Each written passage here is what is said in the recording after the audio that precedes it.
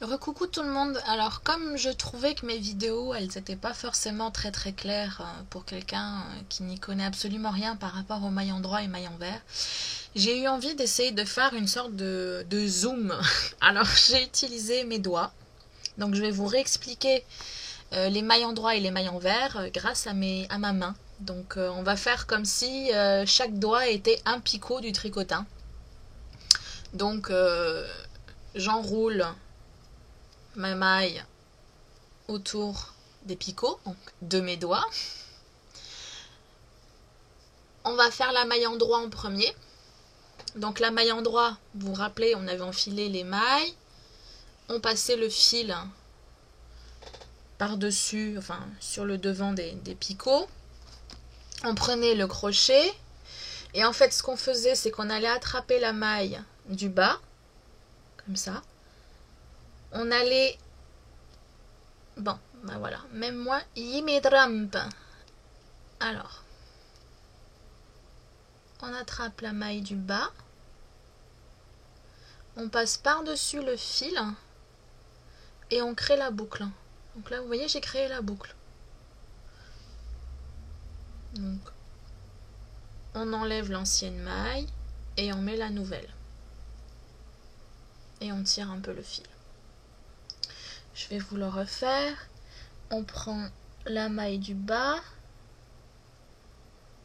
On passe. Donc là, j'agrandis bien quand même. Hein. On va chercher le fil. On crée la maille. On enlève l'ancienne maille et on met la nouvelle. Là, c'est pratique avec des picots rétractables en fait. On devrait inventer ça, des tricotins avec picots rétractables. Et là, on va faire la même chose. Donc, je vous remontre une dernière fois. On prend la maille du bas.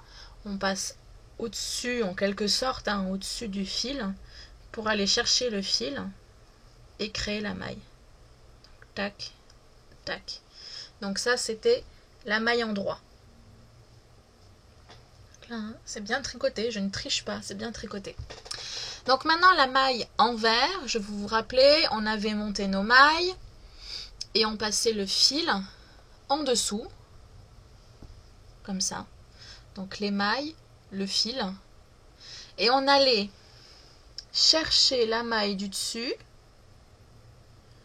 la passer, c'est le même principe, hein. On passe le fil à travers en fait. Bon là je suis en train de m'arracher les doigts en même temps avec l'aiguille. J'ai eu une super idée, voilà. Passer le fil, on enlève l'ancienne maille et on met la nouvelle.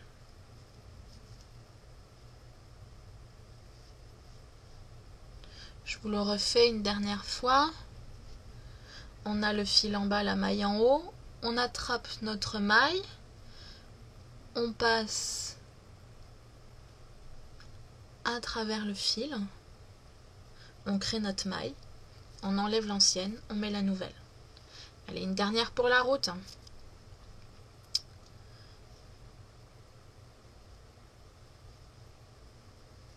Hop.